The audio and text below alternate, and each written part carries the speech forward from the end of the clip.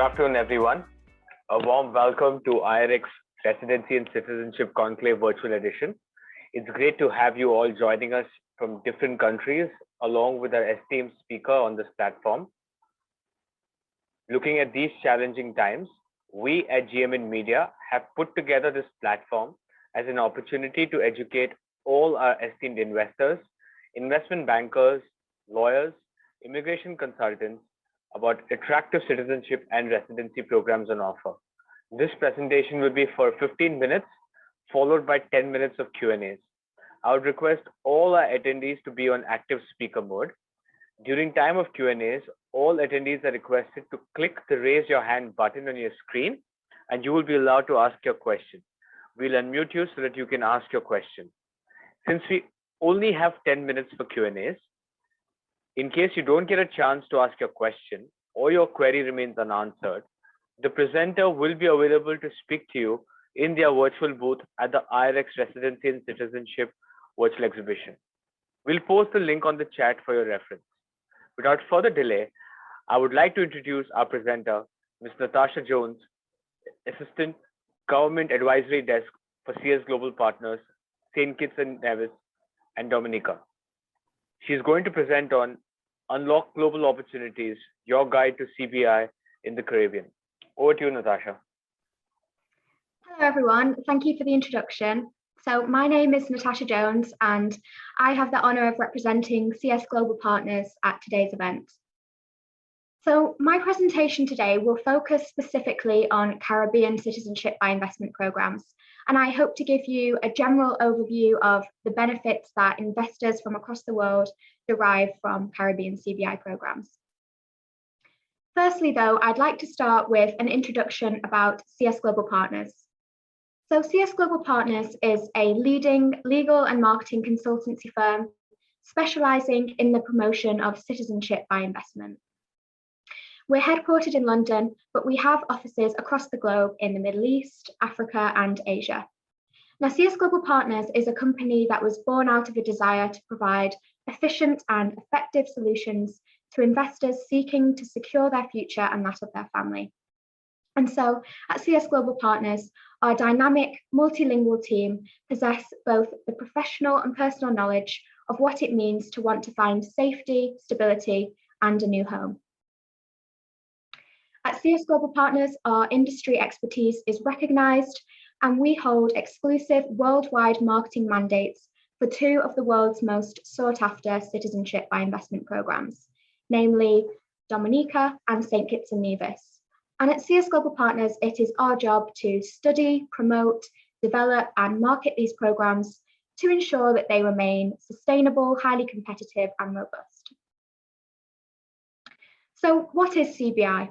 Well, for those of you who may be more unfamiliar with the concept of CBI, CBI is a legal process under which eligible, reputable investors can obtain citizenship of a nation in return for the making of a significant investment in that nation.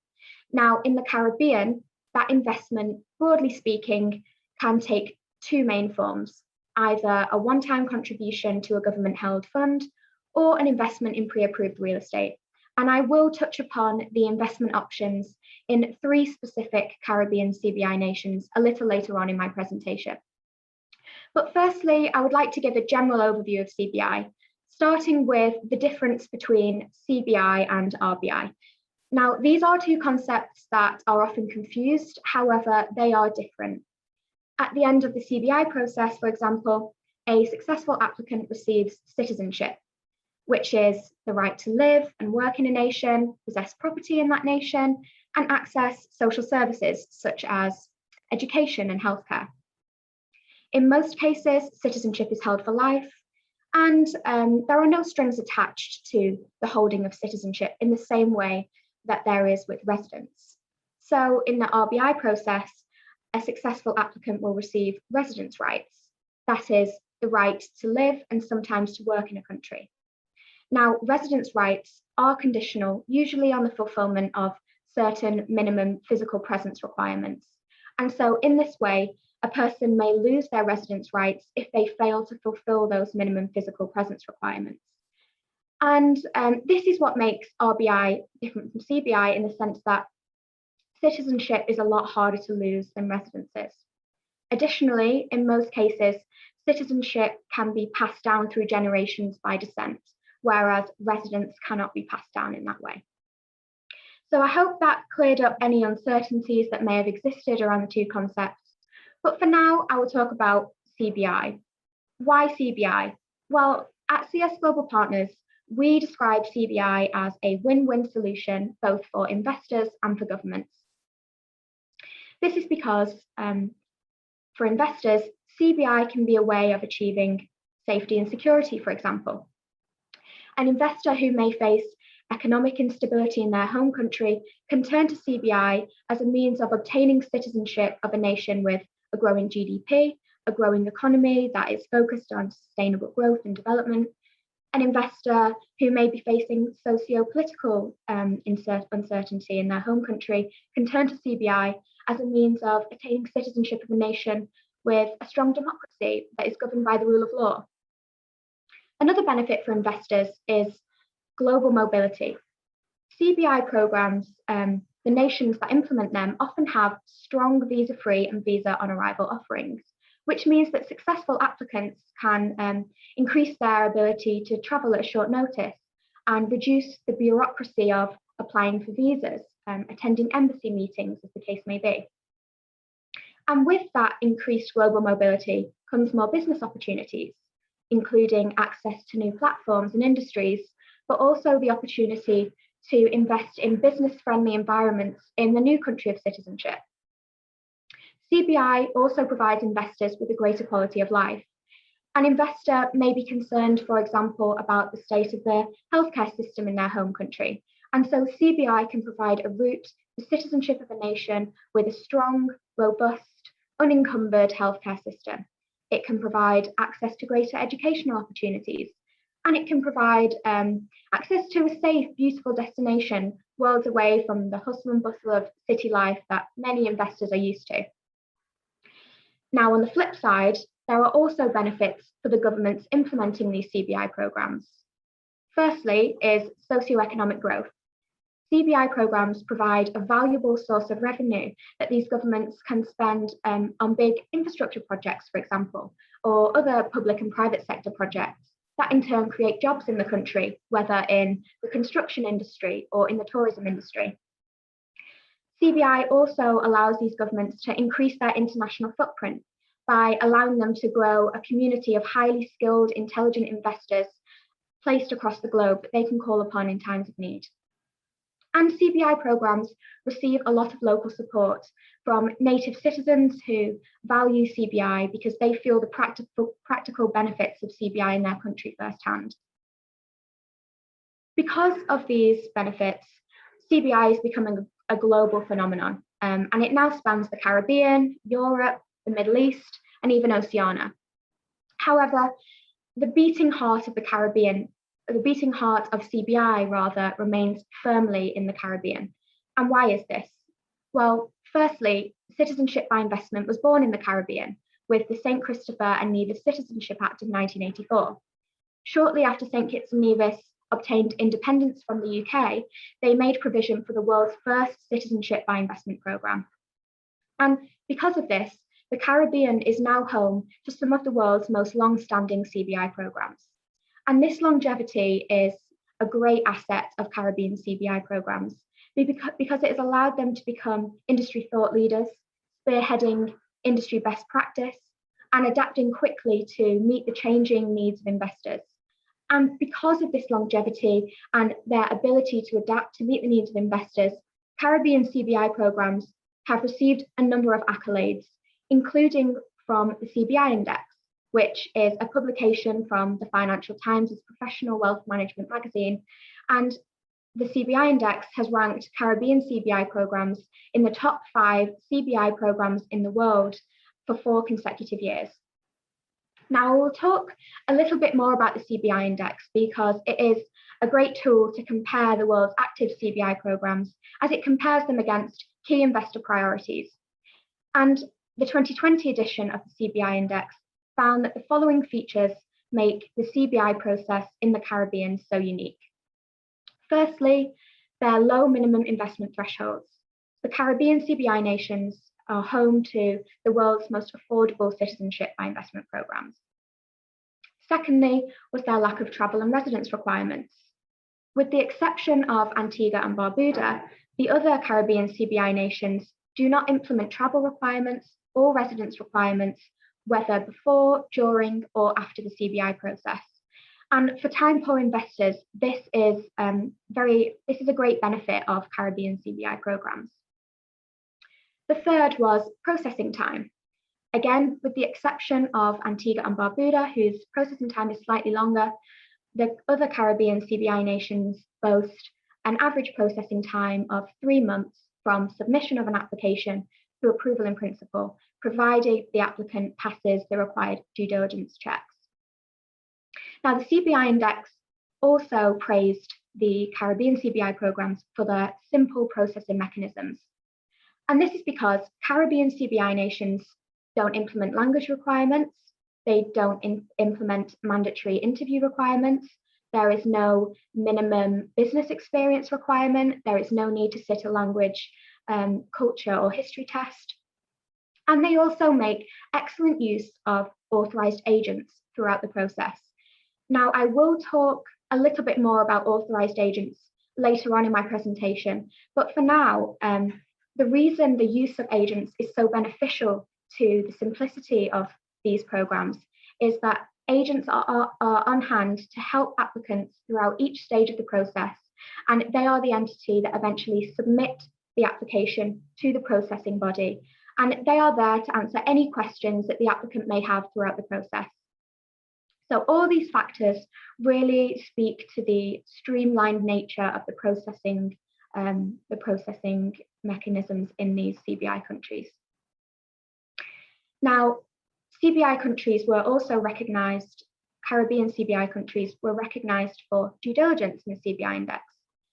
Now, due diligence is often called the cornerstone of Caribbean CBI programs because each Caribbean CBI program implements a multi-layered due diligence process, and they make use of external international due diligence firms, internal vetting by Citizenship by investment unit staff, and regional law enforcement agencies such as the CARICOM's Regional Joint Communication Centre, which also makes use of Interpol and information from partner nations. Now, the reason that having a strong due diligence process is so important is because it allows investors to know that they are receiving a reputable citizenship of a nation that looks after the interests of its citizens.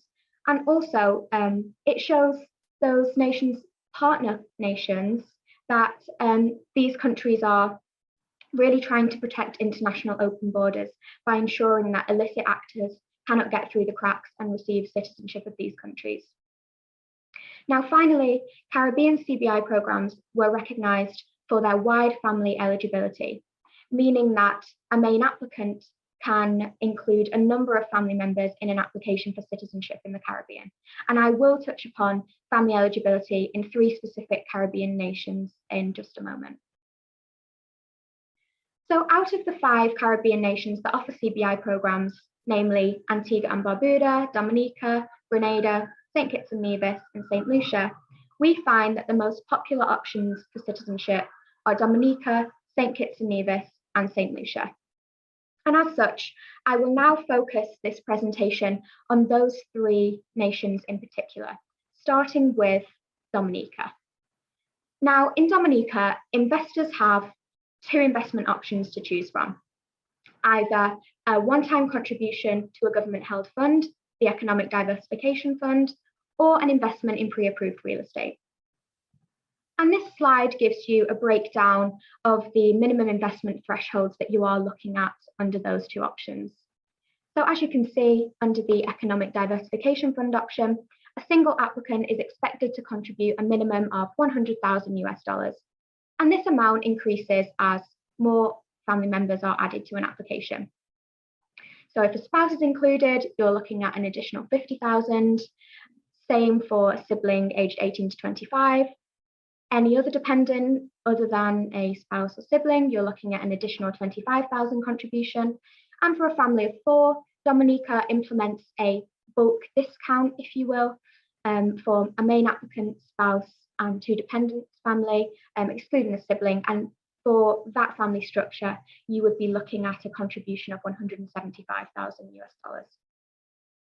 Now, if we look at the real estate option, investors in Dominica are expected to invest a minimum of $200,000 in real estate, and they must hold this real estate for either 3 or 5 years, depending on who the purchaser is. Now, under the real estate option, in addition to that minimum investment, government fees are also charged. So for a single applicant, you're looking at a government fee of $25,000.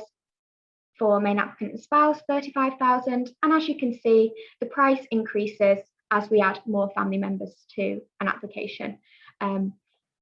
So eventually, for a family of 7 or more persons, you would be looking at a government fee of $70,000. Again, those family discount amounts exclude siblings. And as you can see here, a minor sibling, you'd be looking at a government fee of $25,000. For a sibling aged 18 to 25, you'd be looking at a government fee of $50,000. So moving on to St. Kitts and Nevis. Similarly to Dominica, there are 2 investment options. Firstly, either a contribution to the Sustainable Growth Fund or an investment in pre-approved real estate. Now, under the Sustainable Growth Fund, there is currently a limited time offer in place. And under that limited time offer, a family of up to 4 may apply to the Sustainable Growth Fund for a minimum contribution of $150,000. So that has been reduced under this offer to be the same as a single applicant would pay under this option.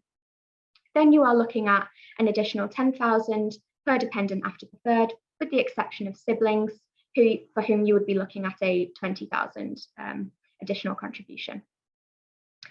Now, in St. Kitts and Nevis, the pre-approved real estate option is slightly different in the sense that investors can choose whether to make either an independent investment in real estate of $400,000 be held for 5 years, or they can make a joint investment with another applicant, with each applicant investing $200,000 in real estate. And in that case, the real estate must be held for a minimum of 7 years. And again, government fees are charged under the real estate option, meaning that a main applicant is looking at a government fee of $35,000, a spouse $25,000, a sibling $40,000, and then for all other family members other than the spouse or sibling, you're looking at an additional $10,000 in government fees.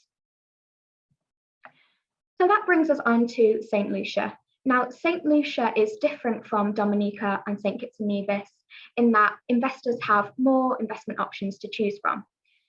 So we have a contribution to the National Economic Fund, the option to invest in pre-approved real estate, the option to invest in government bonds, and also the option to invest in an enterprise. So under the National Economic Fund, a main applicant is looking at a minimum contribution of $100,000. So this is the same price as a main applicant under the Dominica Citizenship by Investment Programme. And in this way, St. Lucia and Dominica are the 2 most affordable citizenship by investment options for single applicants in the Caribbean. For a main applicant and spouse, you're looking at a $140,000 contribution, a main applicant, spouse, and up to 2 other dependents, $150,000. Then for a main applicant, spouse, and more than 2 dependents, you're looking at an extra $15,000 per additional dependent. And for a family of another structure wanting to add an additional dependent, you're looking at $25,000 contribution per each dependent. Now, moving on to the real estate option. The real estate option in St. Lucia is slightly more expensive than in Dominica and St. Kitts and Nevis, and an investor is looking to invest a minimum of $300,000 in real estate to be held for a minimum of 5 years.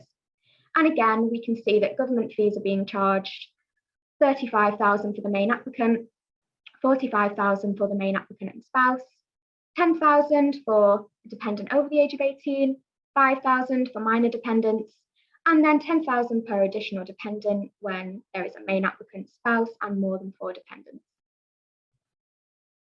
Now we get on to St. Lucia's slightly different options. So we have the government bond option. This option is gaining traction at the minute as it is currently subject to a limited time offer, which is due to expire on the 31st of December 2021. And under that limited time offer, the following costs and minimum hold periods apply. For a single applicant, there is a 250,000 investment requirement to be held for 5 years. For a main applicant and 1 dependent, 250,000 investment to be held for 6 years. And then a main applicant and up to 4 dependents can choose whether to make an investment in government bonds of either $250,000 to be held for 7 years, or of 300,000 to be held for a slightly shorter time of 5 years. And then for any additional dependent, you would be looking at an additional investment of $15,000 per dependent. Now, lastly, we come to the enterprise option. And again, under this option, an investor can choose whether to make an independent investment of $3.5 million in an enterprise that creates 3 jobs, or can choose to do a joint investment, each contributing $1 million to an enterprise worth 6 million in total, and that creates 6 jobs. And similarly to the real estate option, government fees are charged under this option of 50,000 for a main applicant, 35,000 for a dependent over the age of 18, and 25,000 for a minor dependent. So I hope that gave you an idea of the minimum investment thresholds you're looking at in each country, if anyone had any queries as to what the investment options specifically were and how expensive they are as family members start to get added to an application. So speaking of family members, we touched upon this previously when I spoke about the Cbi Index, but in Dominica, St. Kitts and Nevis, and St. Lucia specifically, the following family members can be included in an application as dependents. And I should note that these dependents can be related to either the main applicant or the main applicant's spouse, unless I specify otherwise. So in Dominica, St. Kitts and Nevis, and St. Lucia, the spouse of the main applicant, as you can see, is always allowed to be included in an application. Minor children can be included in an application without any restrictions. Adult children can be included in an application subject to the fulfillment of certain other conditions, up to the age of 30 in each jurisdiction. And exceptions also exist for adult children who are suffering from either a mental or physical disability. In those cases, there are no maximum age limits set, and a disabled adult child of any age can be included in an application. Now, parents can also be included in an application in each jurisdiction, subject again to the fulfillment of certain other conditions. In Dominica, parents can be of any age. In St. Kitts and Nevis, parents must be above the age of 55.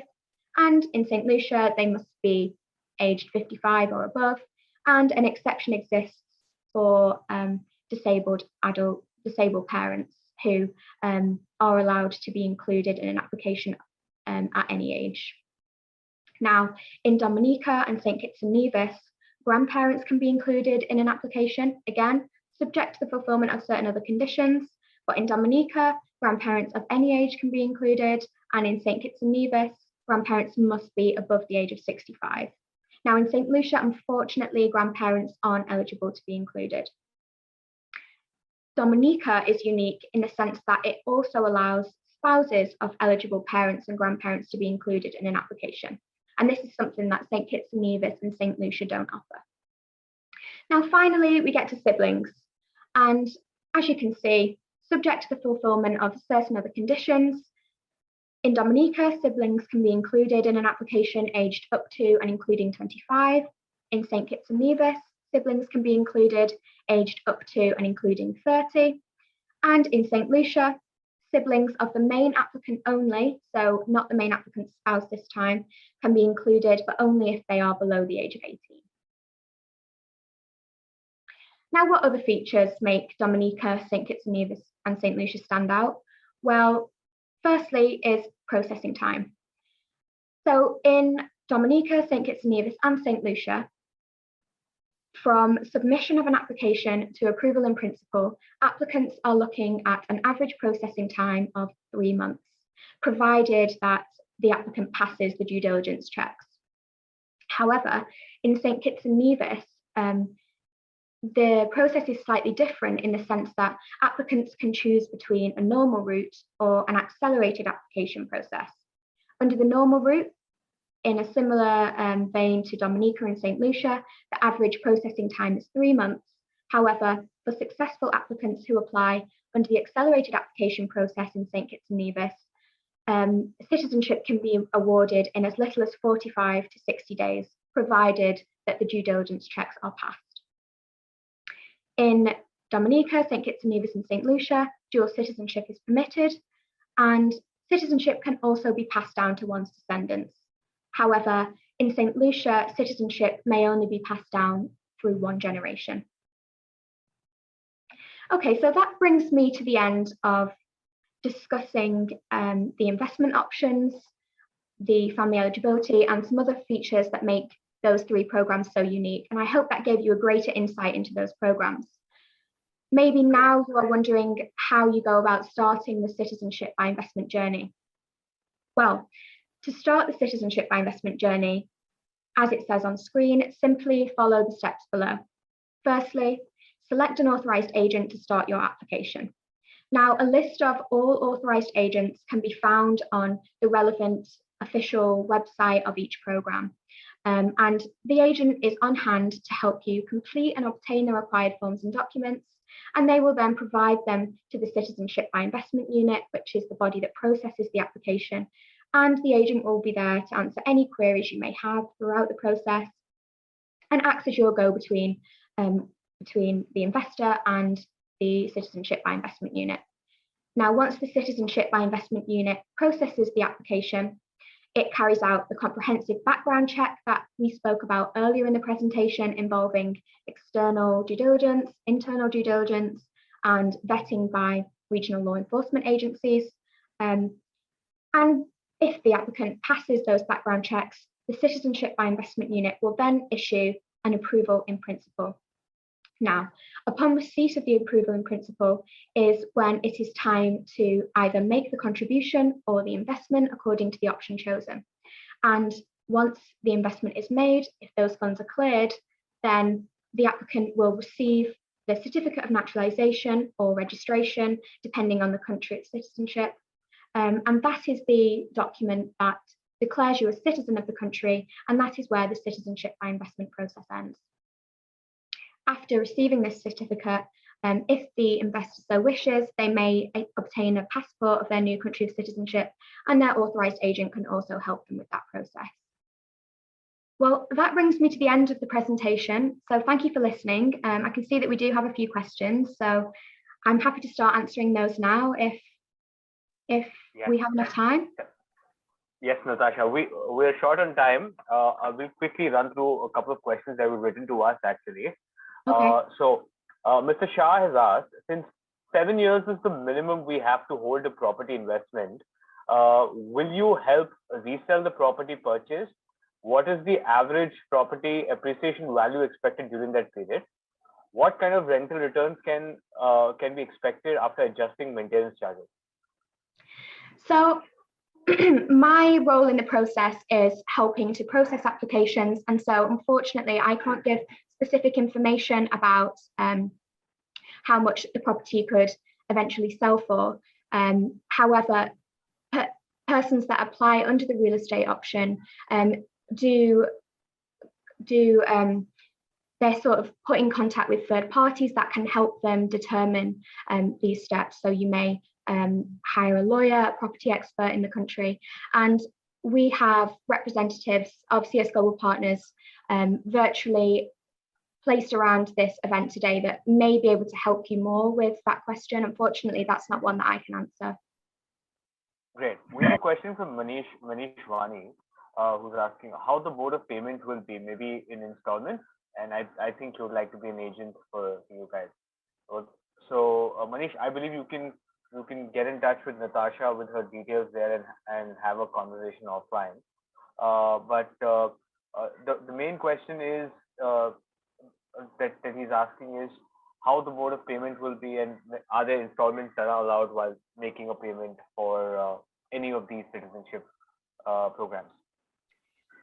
So in answer to your question, unfortunately, no. The investment isn't made in installments. The final investment is made. So going back to that final slide, after you receive the approval, it's then time to make the investment, and the investment must be paid in full at this time after approval. However, you don't make the investment until after you have received an approval, just in case you do not pass the due diligence process. Okay, all right. Mr. Bedi from Louisiana is asking if you could highlight the industries the government of St. Kitts and Nevis with subsidy or grants for new citizens. We're into agriculture business, and if there is government support, it would incentivize us to invest in the country. Sorry, could you just repeat that question? Sure. There's Mr. Bedi from Louisiana who's asking if you could highlight on any specific industry that the government of St. Kitts and Nevis, provide or help subsidy for, or as grants to new citizens who are looking at setting up, say, an agricultural business, or if they get any government support for that. That would be an incentive for them to go ahead and invest in the country. Okay, well, I do know that St. Kitts and Nevis has a number of incentives for new citizens, and that is one of the benefits of citizenship by investment in these Caribbean nations. In St. Kitts and Nevis, citizens benefit from a number of incentives. If you would like to get in contact with me after this webinar, I can send you a link to an investment authority in St. Kitts and Nevis, where you may be able to find specific details about the incentives that are in place. Okay, great. So, Natasha, there are a couple of questions in the chat as well. I think for those whose questions haven't been answered, you can get in touch with Ms. Jones and the entire team of CS Global Partners. They'll be available at their virtual booth to answer all your queries. Thank you, Ms. Jones, once again for your presentation.